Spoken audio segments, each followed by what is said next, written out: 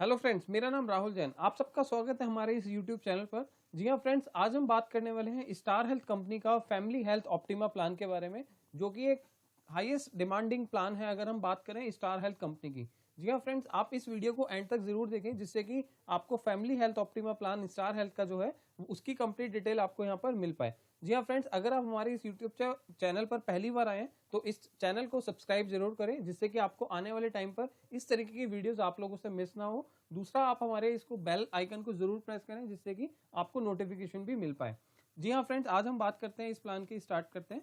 तो सबसे पहले हम बात करेंगे यहाँ पर इस प्लान की एलिजिबिलिटी। इस प्लान को लेने के लिए क्या क्या एलिजिबिलिटी है, कौन कौन इस प्लान को ले सकता है। तो सबसे पहले हम बात करते हैं कि any person age between 18 years and 65 years, मतलब कि 18 साल के पर्सन से लेकर 65 ईयर्स तक के पर्सन ये ले सकते हैं, जो कि मस्ट बी इंडियन रेसिडेंस है। जो कि मतलब इंडिया के अंदर अगर हम बात करें कि वो पर्सन इंडियन का रेजिडेंट है, मतलब इंडिया से बिलोंग करना चाहिए। दूसरा, इसमें कैन टेकन इंश्योरेंस, मतलब वो प्लान को ले सकता है करके। ठीक है, तो बियॉन्ड 65 अगर हम बात करें तो इसके बाद भी हम पॉलिसी को रिन्यू कर सकते हैं। अगर मान लीजिए कोई पर्सन है जो 65 से पहले ये पॉलिसी बाय कर लेता है, तो उसको लाइफ टाइम का एक टाइम दिया जाता है कि वो जब तक वो लाइफ सर्वाइव कर रहा है, जब तक उस पॉलिसी को रिन्यू कर सकता है। ठीक है, इसके बाद हम बात करेंगे यहाँ पर child above 16 days of age can be covered as a part of family. मतलब कि अगर कोई पर्सन है, न्यू बॉर्न बेबी होता है आपके, तो उसके केस में आपको 16 डेज के बाद ही चाइल्ड को कवर कर दिया जाएगा इस फैमिली जो हमारा फैमिली हेल्थ ऑप्टिमा प्लान है, तो इसके अंदर। यहाँ पर मैं आपको एक चीज और बताना चाहूंगा फ्रेंड्स, जैसे कि इस प्लान का नाम है फैमिली हेल्थ ऑप्टिमा, तो इस प्लान के अंदर इंडिविजुअल प्लान का ऑप्शन है ही नहीं। मतलब कि ये प्लान पर्टिकुलरली हम उनको दे सकते हैं जैसे कि 2 अडल्ट, मतलब कि हस्बैंड वाइफ हो गए, या हस्बैंड वाइफ के साथ उनके बच्चे हो गए। तो इस प्लान को हम इंडिविजुअल प्लान में नहीं दे सकते। तो अगर आपको कोई इंडिविजुअल प्लान देना है स्टार हेल्थ के लिए, तो उसके लिए बहुत सारे अलग प्लान होते हैं, जो कि हम आगे आने वाली वीडियो में बात करने वाले हैं। ठीक है, तो इस चैनल को आप सब्सक्राइब कर लें, जिससे कि आपको टाइम टू टाइम अपडेट मिलता रहे कि किस प्लान के अंदर क्या बेनिफिट है। तो अब हम यहाँ पर बात कर रहे थे, if at the commitment of the policy the new born child as defined in the policy clause is less than 16 year of age, मतलब कि 16 ईयर तक उनको कवर नहीं करेंगे। The proposer can opt the cover such child is same policy by paying the applicable premium is full. मतलब कि अगर वो 16 ईयर के बाद वो पॉलिसी बाय करते हैं, तो उनको पूरे साल का प्रीमियम देना होगा और उनके बेबी को मतलब कि उनको कवर कर दिया जाएगा, तो आप पूरे साल मतलब बेनिफिट ले सकते हैं। ठीक है, however the cover is such child will commence only from the 16 day after its birth, मतलब कि उनके बर्थ के बाद 16 डे से उनको कवर कर दिया जाएगा। तो इसके अंदर सेम चीज है, तो उसको मैं रिपीट नहीं कर रहा हूँ। नेक्स्ट हम बात करते हैं यहाँ पर फैमिली की। तो फैमिली के अंदर हम किस किस को कवर कर सकते हैं। तो फैमिली के अंदर हम प्रपोजर, मतलब कि जो पॉलिसी ले रहे हैं उनको कवर करेंगे, उनके स्पाउस मतलब कि उनकी वाइफ को, dependent child from 16 days up to 25 years, मतलब कि 16 डे के बच्चे से लेकर हम 25 साल के बच्चों को इस पॉलिसी के अंदर कवर कर सकते हैं। तो child who are economically depend on their parents, मतलब कि जो कि डिपेंडेंट है अपने पेरेंट्स के ऊपर, उनको हम यहाँ पर कवर करेंगे फैमिली हेल्थ ऑप्टिमा प्लान के बारे में। तो ये जो मैंने बताया, ये टोटल एलिजिबिलिटी थी इस प्लान को लेने के लिए। अभी हम यहाँ पर बात करने वाले हैं प्लान के बेनिफिट्स की, कि क्या क्या इस प्लान के अंदर बेनिफिट्स हैं। जैसे कि हम पहले शुरुआत करते हैं इन पेशेंट हॉस्पिटलाइजेशन बेनिफिट। मतलब कि आपको पता ही है कि अगर हम कोई भी हेल्थ पॉलिसी देते हैं तो कस्टमर को 24 आवर्स का हॉस्पिटलाइजेशन मैंडेटरी होता है, तो जिसकी वजह से उनको क्लेम यहाँ पर पास किया जाता है, उनका क्लेम मिलता है। ठीक है, यहाँ पर हम बात कर रहे हैं room rent, boarding and nursing expenses की। मान लीजिए अगर वो इन पेशेंट होते हैं तो रूम रेंट कितना होगा, क्या होगा। ठीक है, बोर्डिंग एंड नर्सिंग एक्सपेंसेस क्या मिलने वाले हैं वो यहाँ पर बात करने वाले हैं। तो अगर आपकी 3 लाख या 4 लाख की पॉलिसी है, तो अप टू 5,000 पर डे आपको यहाँ पर रूम रेंट का चार्जेस मतलब एप्लीकेबल होगा। मतलब अगर आपकी पॉलिसी 3 लाख की है या 4 लाख की है, तो 5,000 रुपए तक का पर रूम आपको यहाँ पर मिल जाने वाला है। अगर आपकी पॉलिसी 5 लाख या उससे ज्यादा की है, तो यहाँ पर सिंपल स्टैंडर्ड एसी रूम ही आपको एप्लीकेबल होगा। मतलब कहने का मतलब है कि आपका को चाहे उसकी लिमिट 10,000 है, चाहे 15,000 है, चाहे 8,000 है, तो आपको 5 लाख की पॉलिसी के बाद up to the sum assured मतलब आपको सिंगल स्टैंडर्ड एसी रूम यहाँ पर मिल जाने वाला है। ठीक है, इसके बाद हम बात करेंगे सर्जरी, एंथ्रिस्टिक, ठीक है, मेडिकल प्रैक्टिशनर और कंसल्टेंट और स्पेशलिस्ट फीस। मतलब कि कहने का मतलब यहाँ पर क्या है कि अगर कोई भी मेडिकल मतलब कंसल्टिंग, मतलब डॉक्टर को हम दिखा रहे हैं, कोई भी हम सर्जरी करा रहे हैं, तो कुछ भी हम करा रहे हैं, तो up to the sum assured यहाँ पर मिल जाने वाला है। मतलब कि अगर 5 लाख की पॉलिसी है तो 5 लाख तक का बेनिफिट यहाँ पर आपको मिल जाएगा। ठीक है, इसके बाद हम बात करेंगे blood, oxygen, operation theatre charges and pacemaker, cost of pacemaker, तो ये सारी चीजें भी इसके अंदर कवर की जाती है। ये सारे एक्सपेंसेस भी आपको यहाँ पर इन पेशेंट हॉस्पिटलाइजेशन के अंदर मिल जाएंगे। ठीक है, तो cost of medicine and drugs, मतलब कि अगर आपका कॉस्ट ऑफ मेडिसिन मतलब दवाइयाँ अगर वगैरह ले रहे हैं तो वो सारे एक्सपेंसेस भी यहाँ पर मिल जाएंगे। नेक्स्ट हम यहाँ पर बात करने वाले हैं एम्बुलेंस चार्जेस की।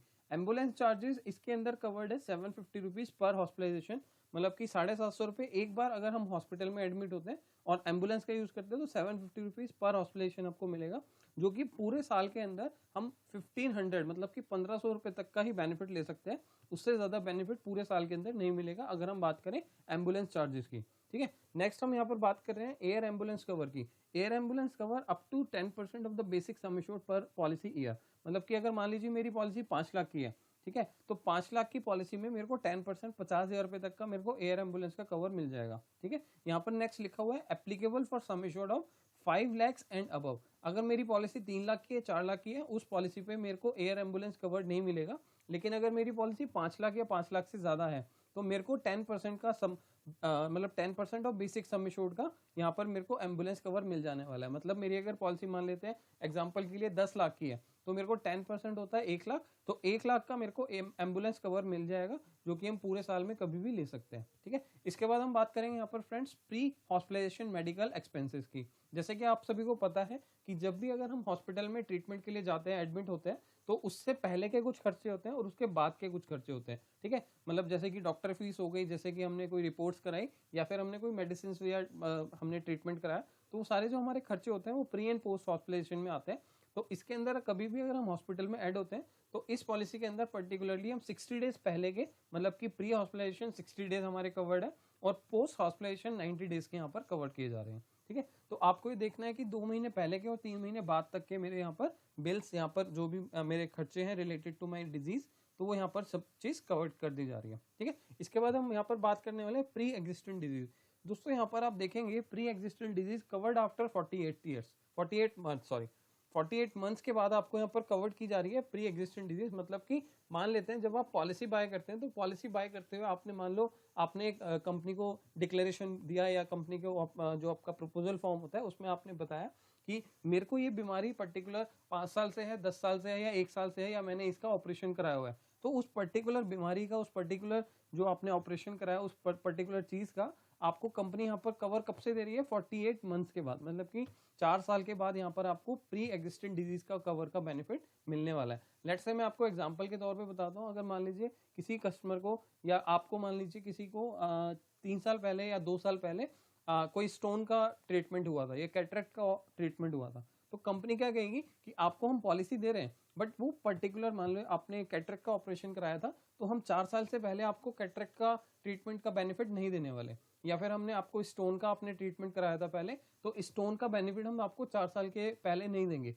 तो ये बेसिकली क्यों है? क्योंकि आपने डिक्लेयर किया, कंपनी ने उसको जस्टिफाई किया, और वो है प्री एग्जिस्टेंट डिजीज, मतलब कि ये डिजीज पहले हो चुकी है तो कंपनी को संभावना है कि ये दोबारा ना हो जाए, इसलिए कंपनी उसके ऊपर 4 साल का लॉकिंग पीरियड लगाती है, 4 साल का वेटिंग पीरियड लगाती है। ठीक है, तो इसके अंदर हम बात करेंगे यहाँ पर नेक्स्ट वेटिंग पीरियड की, जो कि आपने देखा कि हर एक पॉलिसी के अंदर वेटिंग पीरियड होते ही हैं। ठीक है, तो यहाँ पर हम बात करें 30 डेज वेटिंग पीरियड की। 30 डेज वेटिंग पीरियड क्या होता है कि मान लीजिए आज अपने पॉलिसी बाय करी, तो उस टाइम पे अगर मान लीजिए पॉलिसी बाय करने के बाद आपको एक्सीडेंटल का बेनिफिट मिलता है और 30 दिन के बाद आपकी पॉलिसी नॉर्मल पॉलिसी में कन्वर्ट हो जाती है। ठीक है, इसका मतलब क्या है कि अगर आपको पहले पॉलिसी लेते हुए कोई डिजीज, कोई बीमारी नहीं थी और 30 दिन के बाद कोई बीमारी एकदम से निकल के आ जाती है, तो कंपनी उसका ट्रीटमेंट का बेनिफिट आपको देगी, वो डिनाई नहीं कर सकते। बट मेक श्योर कि वो पहले से आपकी डिजीज, कोई पहले से आपको बीमारी ना हो, तो वो आपको बेनिफिट यहाँ पर मिल ही जाएगा। ठीक है, इसके बाद हम बात करेंगे वेटिंग पीरियड, जो कि 24 मंथ्स का है। 24 मंथ्स का वेटिंग पीरियड आपको मैंने स्पेसिफिक बताया था कि जैसे कि स्टोन का ट्रीटमेंट है, जैसे कि कैटरेक्ट का है, पाइल्स का है, आपका गैस्ट्रिक प्रॉब्लम हो जाती है, जॉइंट रिप्लेसमेंट है, तो जो इस तरीके के ट्रीटमेंट्स हैं, वो इलनेस है या डिजीज है, तो वो 24 महीने के बाद, मतलब कि 2 साल के बाद ही कंपनी कवर करती है। वो नॉर्मली आपको 100% हर एक कंपनी के अंदर 24 मंथ का वेटिंग पीरियड यही डिजीज का मिलेगा ही मिलेगा। ठीक है, तो मेक श्योर आपको 30 डेज और 24 मंथ्स का वेटिंग पीरियड आपको मिलता ही मिलता है। ठीक है, इसके बाद हम बात करते हैं यहाँ पर 36 मंथ्स की waiting period for assisted reproduction treatment. यहाँ पर एक नई चीज आपको देखने को मिलेगी, 36 मंथ का वेटिंग पीरियड है असिस्टेड रिप्रोडक्शन ट्रीटमेंट का। तो अभी हम यहाँ पर नेक्स्ट बात करेंगे कि असिस्टेड रिप्रोडक्शन ट्रीटमेंट क्या होता है। यहाँ पर नेक्स्ट जो स्लाइड है या एक दो स्लाइड्स के बाद जो अगर हम बात करेंगे तो इसके बारे में आपको डिटेल में बताऊंगा। अभी मैं इसको यहाँ से स्किप कर रहा हूँ, ठीक है। नेक्स्ट हम बात कर रहे हैं यहाँ per day care procedures. Day care procedures क्या होता है कि जैसे मैंने आपको बताया था कि ऑलरेडी कि डे केयर प्रोसीजर जिसमें कि आपको 24 घंटे हॉस्पिटल में ट्रीटमेंट लेने की जरूरत नहीं है या एडमिट होने की जरूरत नहीं है, तो वो सारे प्रोसीजर्स आपको डे केयर प्रोसीजर्स के अंदर आते हैं। और यहाँ पर कंपनी क्या लिख के दे रही है कि all day care procedures will be covered. हम आपको ऑल डे केयर प्रोसीजर्स में कवर कर रहे हैं, जैसे कि कोई भी लेजर ट्रीटमेंट हो जाए, जैसे मान लो आपने इस कैटरेक्ट का ट्रीटमेंट कराया है या स्टोन का ट्रीटमेंट कराया, तो उसमें आपको 3 घंटे में या 2 घंटे में 4 घंटे में हॉस्पिटल ट्रीटमेंट करके डिस्चार्ज कर देता है। तो उस केस में आप अगर 24 घंटे एडमिट नहीं हुए और आपको लगता है कि उसका बेनिफिट मिलेगा कि नहीं, बट वो एक्चुअल में मिलेगा, क्योंकि कंपनियां लिख कर दे रही है कि ये procedure all day care procedure के अंदर है और आपको यहाँ पर कवर कर दिया जा रहा है, ठीक है। इसके बाद हम बात करेंगे यहाँ पर कुछ स्पेशल बेनिफिट्स की, कुछ स्पेशल फीचर्स की जो आपको बहुत ज्यादा बेनिफिट दे सकते हैं। जैसे कि सबसे पहले मैं बात करूंगा डोमिसिली हॉस्पिटलाइजेशन, मतलब कि अगर हम होम ट्रीटमेंट की बात करें, ठीक है, तो cover for medical treatment for a period exceeds 3 days. जैसे कि मैंने आपको ऑलरेडी कई बार बताया है कि कवर्ड ये जो बेनिफिट है 3 दिन रहने के बाद ही होम ट्रीटमेंट का बेनिफिट मिलता है फॉर एन इलनेस, डिजीज और इंजरी। मान लीजिए कोई चोट लग जाती है, कोई बीमारी आ जाती है, कोई आपको मतलब बीमारी मतलब अंदर से लगता है, जैसे सिकनेस, इलनेस वगैरह, ठीक है, विच इज नॉर्मली कोर्स, मतलब which is in normally course, मतलब कि एक कोर्स की तरह हम उसको दिया जाता है। तो would required care and treatment at a hospital but is actually taken wish list confirm at home under of the following circumstances. मतलब कि वो तभी मिलेगा जब कुछ सर्कमस्टांसेस सामने आती हैं, जैसे कि हम यहाँ पर पढ़ रहे हैं, the condition of the patient is such as he and she is not condition to be remove to the hospital. मतलब कि उनको हॉस्पिटल नहीं ले जाया सकता, तो इस केस में हम यहाँ पर उनको होम ट्रीटमेंट दिया जाता है, डोमिसिलरी ट्रीटमेंट दिया जाता है। या फिर हो सकता है the patient takes treatment at home on account of non availability room in the hospital. मतलब कि अगर हॉस्पिटल में रूम की अवेलेबिलिटी नहीं है तो पेशेंट को होम ट्रीटमेंट के लिए सजेस्ट किया जाता है डॉक्टर के द्वारा या हॉस्पिटल के द्वारा, तो ही हम उसको होम ट्रीटमेंट दे सकते हैं। इसमें मैंने 2 कंडीशन बताई कि पेशेंट को हम हॉस्पिटल तक नहीं ले जा सकते तो हमें मिलेगा, या फिर अगर हॉस्पिटल में बेड अवेलेबल नहीं है तो इस कंडीशन में हमें होम ट्रीटमेंट का बेनिफिट यहाँ पर मिल जाता है, ठीक है। बट मेक श्योर यहाँ पर 3 दिन अगर हम हॉस्पिटल का होम ट्रीटमेंट का बेनिफिट लेते हैं तो ही हमें क्लेम मिलता है, अदरवाइज नहीं मिलता। इसमें अगर मान लीजिए क्या चाहे नर्सिंग चार्जेस है, चाहे मेडिकल चार्जेस है, चाहे कोई मशीनरी यूज हो रही है उनके चार्जेस हैं, तो ये सारे चार्जेस आपको यहाँ पर कंपनी के द्वारा पे कर दिए जाते हैं। तो ये सारे बेनिफिट आपको डोमिसिलरी ट्रीटमेंट के अंदर मिल जाएगा, ठीक है। अब हम बात करते हैं next, donor expenses for organ transplantation, ठीक है। यहाँ पर मैं बात करूंगा सीधी कि मान लीजिए कि अगर मान लीजिए maximum payable under this head is 10% of the sum assured, ठीक है, और ₹1 lakh which ever is less. मतलब कि अगर आप ऑर्गन डोनर के लिए बात कर रहे हैं, ठीक है, आप मान लीजिए आपने पॉलिसी लिया था और आपको कोई प्रॉब्लम ट्रीटमेंट कराने की जरूरत है और आपके ऑर्गन मान लीजिए खराब हो गए हैं, कुछ है, तो आपको रिप्लेस करना है, किसी से लेना है, ठीक है, वो डोनेट करेगा, आपको रिसीव करना है, so you are the receiver. तो उस केस में क्या है, कंपनी यहाँ पर कवर कर रही है 10% ऑफ द सम एश्योर्ड और ₹1 lakh which ever is less. तो फ्रेंड्स मैं आपको यहाँ पर बताना चाहूंगा, देखो कुछ कंपनी में जैसे कि मैंने आपको ऑलरेडी बताया था कि कुछ बीमारियों के ऊपर, कुछ पर्टिकुलर डिजीज के ऊपर आपको यहाँ पर लिमिट्स मिल सकती हैं। तो इस पर्टिकुलर कंपनी में यहाँ पर कंपनी ने डोनर एक्सपेंस के ऊपर ट्रीटमेंट के ऊपर आपको लिमिट दी है कि इससे ज्यादा का बेनिफिट आप नहीं ले सकते। तो इसीलिए मैंने आपको कुछ और प्लान सजेस्ट किए थे। अगर आप उन प्लान्स को देखना चाहते हैं तो आप ऊपर आई बटन पर जाके क्लिक कर सकते हैं और उस प्लान के कंप्लीट डिटेल ले सकते हैं, जो कि मतलब मैं आपको बोलना चाहूंगा, आपको सजेस्ट करना चाहूंगा कि वो इंडिया के बेस्ट प्लान्स में आता है। तो अगर आप वो देखना चाहते हैं तो आप ऊपर आई बटन पे जाके क्लिक कर सकते हैं और उनको प्लान को एक्सप्लोर कर सकते हैं, ठीक है। तो अभी मैं बात करूंगा यहाँ पर next cost of health checkups की, ठीक है। कॉस्ट ऑफ हेल्थ चेकअप क्या होता है फ्रेंड्स, यहाँ पर मैं बताऊंगा कि expense incur towards cost of health checkup up to the limit of every claim free year. मतलब कि जब भी आपका क्लेम नहीं आता उसके बाद ही कंपनी यहाँ पर कवर करेगी हेल्थ चेकअप का, ठीक है, जो कि network hospital and the policy enforce, मतलब कि जो कि पॉलिसी के जो नेटवर्क हॉस्पिटल है उसी में मिलेगा। दूसरा क्या है, आपकी पॉलिसी इनफोर्स मतलब कि चालू होनी चाहिए, ठीक है। यहाँ पर एक चीज मैं आपको बताता हूँ कि चेकअप जो मिलता है आपको फ्रेंड्स, अगर आपकी पॉलिसी 2 साल चल जाती है उसके बाद ही यहाँ पर स्टार्ट होता है, ठीक है। तो payment under this benefit does not form a part of sum assured, वो सम एश्योर्ड से नहीं डिडक्ट होगा। मान लीजिए आपने 5 लाख की पॉलिसी ली थी और आपने मान लीजिए हेल्थ चेकअप कराया 5,000 का, तो ऐसा नहीं है कि 5 लाख में से 5,000 का वो ट्रीटमेंट काउंट किया जाएगा। वो चीज काउंट नहीं होगी, will not impact the bonus, वो आपके बोनस पे भी इम्पैक्ट नहीं करेगा। If a claim is made by any of the insured person, अगर मान लीजिए कि पर्टिकुलर ईयर के अंदर अगर किसी पर्सन ने यहाँ पर क्लेम ले लिया, the health checkup benefit will not be available under this policy, मतलब कि उस केस में हमारे को नेक्स्ट ईयर पर हेल्थ चेकअप का बेनिफिट नहीं मिलने वाला। ठीक है, यहाँ पर मैंने दो चीज बताई कि आपकी पॉलिसी यहाँ पर हेल्थ चेकअप आपको लेना है तो 2 साल के बाद मिलेगा, नेटवर्क हॉस्पिटल में मिलेगा, पॉलिसी इन्फोर्स होनी चाहिए, चालू होनी चाहिए। ठीक है, payment under this policy part of, मतलब वो सम एश्योर्ड का पार्ट नहीं है, बोनस में से आपको कोई इम्पैक्ट नहीं होगा। यहाँ पे लास्ट मैंने आपको बताया कि अगर आपने क्लेम ले लिया तो उस पर्टिकुलर ईयर में या नेक्स्ट ईयर में हम बात करें तो हेल्थ चेकअप का बेनिफिट यहाँ पर नहीं मिलेगा। ठीक है, अब इसके बाद हम बात करेंगे फ्रेंड्स स्पेशल बेनिफिट्स में, जो हम बात कर रहे थे आयुष ट्रीटमेंट। आयुष ट्रीटमेंट का मतलब होता है कि कोई भी आपने आयुर्वेदिक या यूनानी या सिद्धा का या होम्योपैथिक का कोई भी ट्रीटमेंट कराया गवर्नमेंट हॉस्पिटल से, तो वो सारा आपको यहाँ पर बेनिफिट मिलने वाला है। बट यहाँ पर कुछ लिमिट्स दी गई है कंपनी के द्वारा कि आप इससे ज्यादा बेनिफिट नहीं ले सकते। जैसे कि अगर मान लीजिए आपकी पॉलिसी 1 लाख से लेकर 4 लाख है, यहाँ पर फ्रेंड्स मैं आपको बताऊंगा, कुछ पहले था कि 1 लाख की भी कंपनी पॉलिसी दे रही थी, बट अभी आपको चेक करना पड़ेगा कि वो किसी किसी स्टेट में किसी किसी सिटीज में अवेलेबल है कि नहीं। ठीक है, तो बट मैं आपको यहाँ पर बता रहा हूँ कि अगर आपकी 1 लाख से 4 लाख तक की पॉलिसी है तो आपको 10,000 रुपये तक का ही यहाँ पर आयुष ट्रीटमेंट मिलने वाला है। अगर आपकी पॉलिसी 5 लाख से 15 लाख तक की है तो आपको यहाँ पर 15,000 तक का ही आयुष ट्रीटमेंट मिलने वाला है पूरे साल के अंदर। अगर आपकी पॉलिसी 20 लाख या 25 लाख की है तो आपको 20,000 रुपये तक का यहाँ पे आयुष ट्रीटमेंट मिलने वाला है। ठीक है, तो आयुष ट्रीटमेंट मैंने आपको बताया आयुर्वेदिक, यूनानी, सिद्धा या फिर होम्योपैथिक का जो ट्रीटमेंट है वो आपको अगर कराना है तो इसमें आपको लिमिट दी गई है। ठीक है, नेक्स्ट हम बात करेंगे यहाँ पर सेकेंड मेडिकल ओपिनियन की।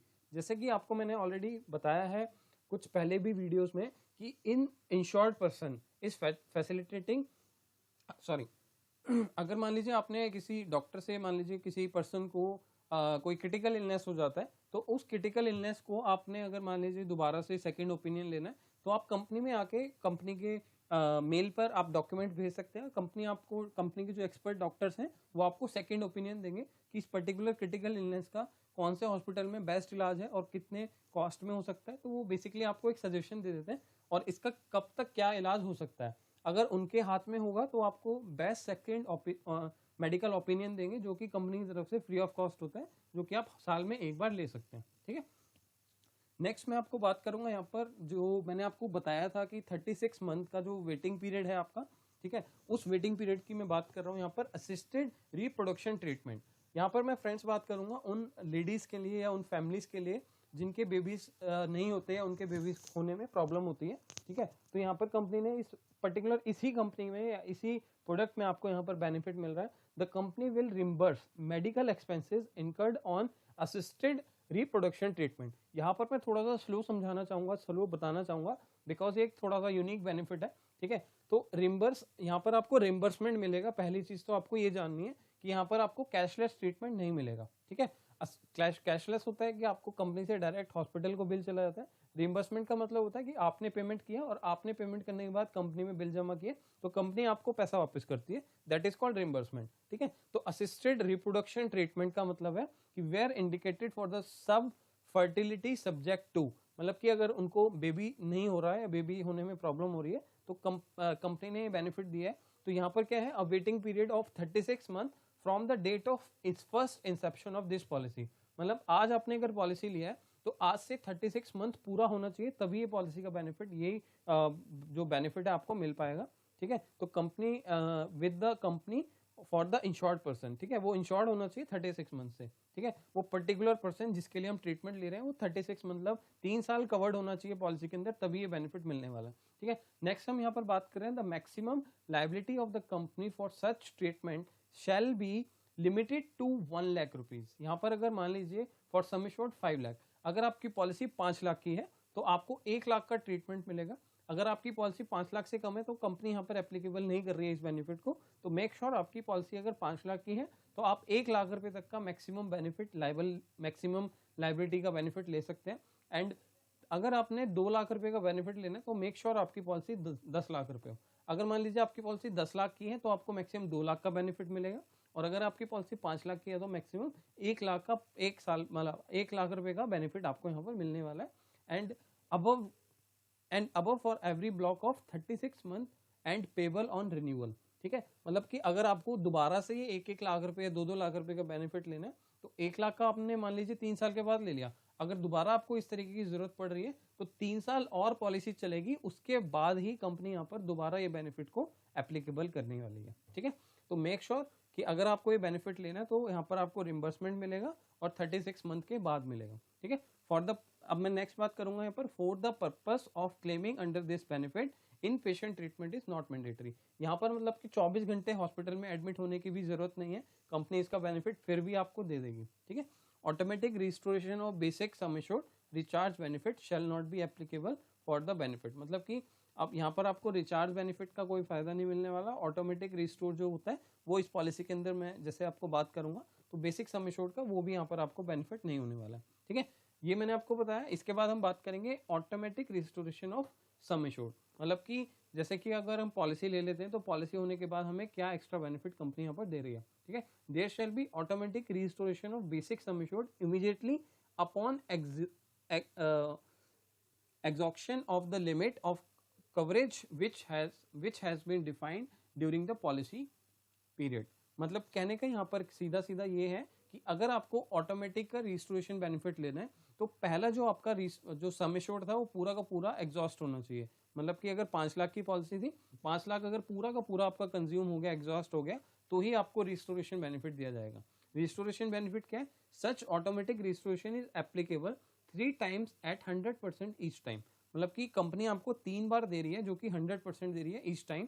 मतलब आज आपने 5 लाख की पॉलिसी ली तो 5 lakh plus 5 lakh plus 5 lakh plus 5 lakh, कहीं ना कहीं आपकी पॉलिसी है तो 20 लाख की, बट वो 20 लाख का बेनिफिट कब मिलेगा कि आपका पहला 5 लाख बिल्कुल जीरो हो जाएगा तो आपको दूसरा 5 लाख मिलेगा, दूसरा 5 लाख पूरा जीरो हो जाएगा तो तीसरा मिलेगा, तीसरा जीरो होगा तो चौथा मिलेगा। तो इस तरीके से आपको यहाँ पर 3 बार रिस्टोरेशन बेनिफिट मिलेगा और एक बार हमारा बेसिक सम एश्योर्ड जो हमने पॉलिसी बाई करी थी वो बेनिफिट यहाँ पर दिया जा रहा है ड्यूरिंग द पॉलिसी पीरियड। ठीक है, each restoration will operate only after the exhaustion of the earlier one. मतलब कंपनी क्लियरली दे रही है कि आपका पहले वाला बिल्कुल जीरो होना चाहिए, एग्जॉस्ट होना चाहिए, तभी सेकंड वाला आपको रिस्टोर किया जाएगा। ठीक है, अगर उसमें 10,000 भी बचा है तो 10,000 अगले क्लेम में आपको 10,000 मिलेगा, ना कि आपको 5 लाख।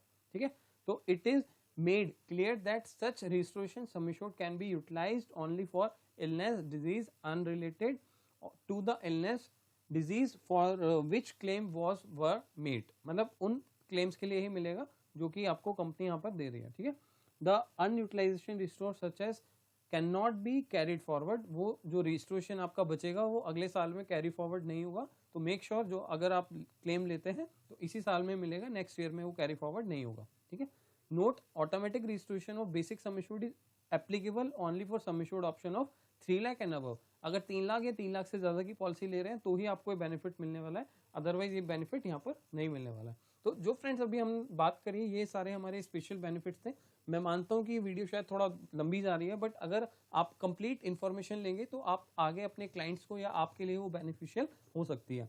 तो फ्रेंड्स हम यहाँ पर बात करेंगे नेक्स्ट एक्सक्लूजन की, कि अगर हमने पॉलिसी बाय कर ली तो जैसे हमने देखा कुछ वेटिंग पीरियड थे, कुछ फीचर्स थे, कुछ स्पेशल बेनिफिट्स यहाँ पर दिए जा रहे हैं, तो यहाँ पर कुछ एक्सक्लूजन्स भी है कि क्या क्या चीजें कंपनी यहाँ पर कवर नहीं कर रही है और कभी भी कवर नहीं करने वाली। ठीक है, तो कंडीशन सबसे पहली क्या है कि अगर मान लीजिए HIV या एड्स वगैरह की प्रॉब्लम है तो उस कंडीशन को यहाँ पर बिल्कुल हटा दिया गया है, वो चीज़ कभी भी कवर नहीं की जाएगी। ठीक है, इसके बाद हम बात कर रहे हैं यहाँ पर अगर कोई भी पर्सन है ड्रग्स या अल्कोहल लेकर कोई भी प्रॉब्लम उनको हो जाती है तो अब्यूज ऑफ इंटॉक्सिकेंट्स, तो ये सारी चीज़ें भी यहाँ पर कवर नहीं की जाएंगी। अगर उन्होंने मान लीजिए ज़्यादा दवाई खा ली, नींद की गोलियाँ खा ली बहुत ज़्यादा, या कोई और दवाइयाँ उन्होंने बहुत ज़्यादा इनटेक कर ली, तो उस केस में भी कंपनी यहाँ पर एक्सक्लूड कर रही है, उसका क्लेम भी यहाँ पर नहीं मिलने वाला।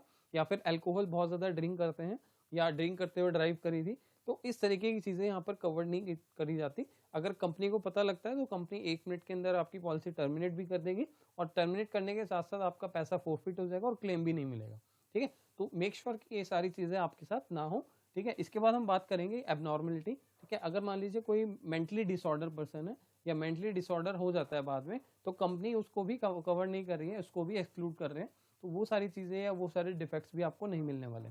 ठीक है, वॉर और any act of war, act of foreign enemies और वॉर लाइक ऑपरेशंस। ठीक है, इसका मतलब क्या है कि अगर मान लीजिए किसी कंट्रीज के बीच में युद्ध हो जाता है या कोई हमारा दुश्मन है हमारा, ठीक है। तो वो सारी चीज़ में अगर हमारे मान लीजिए कोई कंट्री का वॉर हो जाता है, कोई कंट्री का युद्ध हो जाता है, तो उस केस में जो क्लेम्स हैं या वो सेटलमेंट्स हैं वो सारे आपको बेनिफिट नहीं मिलने वाले, वो भी कंपनी यहाँ पर एक्सक्लूड कर रही है, वो बेनिफिट्स भी यहाँ पर नहीं मिलेंगे। ठीक है। इंसेंटिव सेल्फ इंजरी, मतलब कहीं ना कहीं इंटेंशनली आपने कोई सेल्फ इंजरी, मान लीजिए आपने कोई बाइक चला रहे थे, गाड़ी चला रहे थे और इंटेंशनली आपने वो जाकर किसी गाड़ी में ठोक दिया या किसी और प्लेस पर आपने लगा दिया, तो उस केस में भी कंपनी यहाँ पर वो चीज़ें एक्सक्लूड कर रही है। या सुसाइड करने की कोशिश करी तो भी आपको वो कंपनी एक्सक्लूड कर रही है, उसका भी बेनिफिट यहाँ पर नहीं देने वाले। ठीक है।